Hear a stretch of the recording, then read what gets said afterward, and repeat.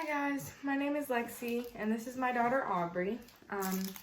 Today is my first video and I'm going to be making this video about the story of the time I found out I was pregnant.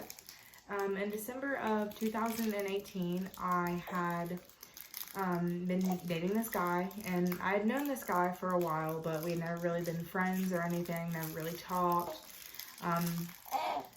But we had started dating, and after the first of the year in January, we had broken up, and a few days later, my period was on track, and it was usually always on track, and my body had just felt different.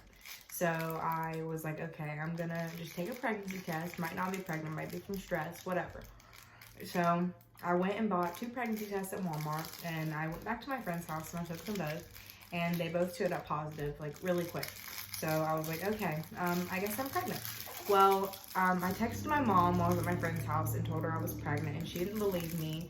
So I went home and I showed her the tests, and she was like, okay, well, we're gonna take you to the clinic that's the next town over from our town tomorrow, and we'll do a walk-in pregnancy test. So I said, okay, well, I went in for the walk-in pregnancy test the very next day, and they did the P test, and they came back like about 5 minutes later, and they told me that I was pregnant. And they had told me by the last menstrual period day I had given them that I was about 4 weeks and 6 days pregnant.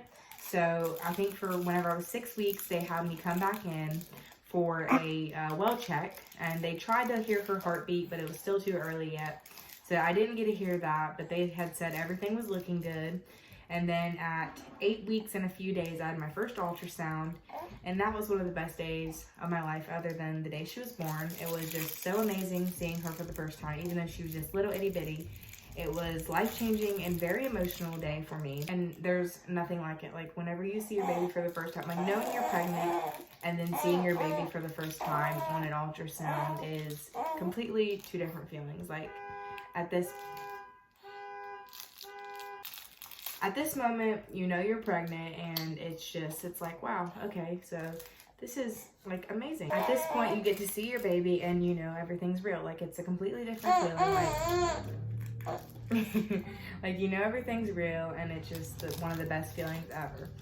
And then at 14 weeks pregnancy, I paid at a place that was about 2 hours away from where I live to find out what her gender was early. It was between $95 and $100, but I got all kinds of pictures, and I found out that she was a baby girl, and I had already had her name picked out from when I found out I was pregnant. I had a girl name and a boy name.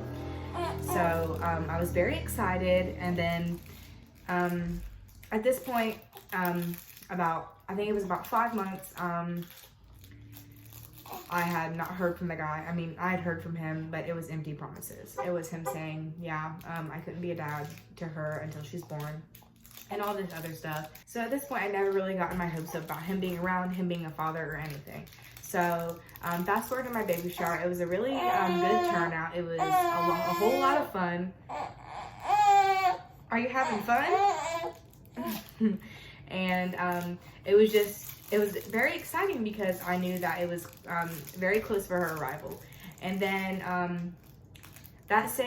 before then, on July 4th, at that same day, we had to go to the doctor's because she wasn't moving that whole day, and I was really scared. I was like, okay, what's going on? I haven't felt her move today.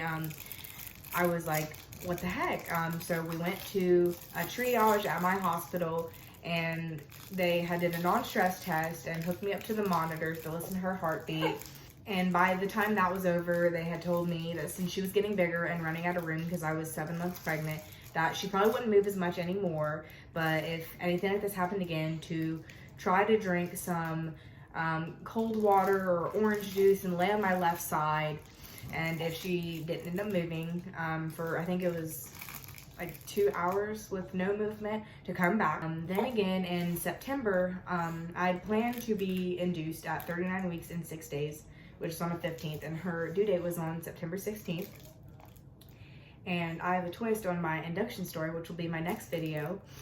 But I went in because that Friday, which was the 13th, and I was having contractions, and they told me they checked me and I was only dilated like a 2. I wasn't effaced very much. I can't remember my exact percentage of effacement, but I know it wasn't very much at all. So they told me they had seen on my information that I was being induced that Sunday, and they said, obviously, if anything changes, like if your water breaks, if your water breaks or you're having really, really bad contractions, anything, that we want you to come back. They said, but you should be fine until Sunday.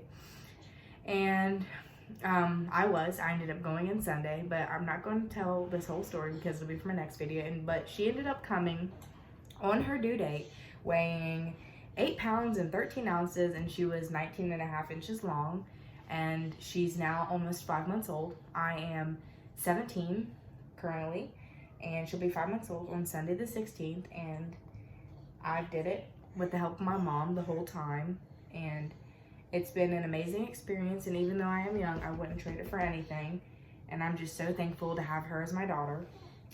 But I just want to let you all know, if you're pregnant or if you're a new teen mom, you can do it. It's not impossible. I know it might seem like it, but it's really not, and it will be the best thing to happen in your life, because I am beyond thankful for her.